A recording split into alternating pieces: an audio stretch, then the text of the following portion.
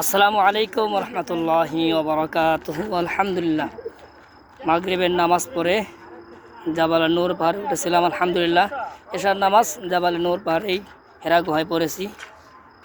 আলহামদুলিল্লাহ, জাবালে নূর পাহাড় এটা হলো কোরআন নাজিলের পাহাড়, আর হেরা গুহা একই পাহাড়। হেরা গুহা রাসূল সাল্লাল্লাহু আলাইহি ওয়াসাল্লাম ধ্যান করতেন, যে পাথরের যে গর্ত, ওখানে নবী আরবি সাল্লাল্লাহু আলাইহি ওয়াসাল্লাম ধ্যান করতেন।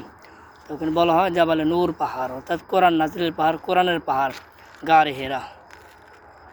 আলহামদুলিল্লাহ, আসলে 18/2/2025 গারে হেরায় উঠেছিলাম। আলহামদুলিল্লাহ, এশার নামাজ সেখানে পড়েছি। এখন নিচের দিকে নামতেছি, রুমে চলে যাবে ইনশাআল্লাহ। মনের একটি তামান্না ছিল, ইচ্ছা ছিল, আল্লাহ তাআলা সেটা পূরণ করছেন। আলহামদুলিল্লাহ। পিছনে দেখতে পাচ্ছেন কোলক টাওয়ার।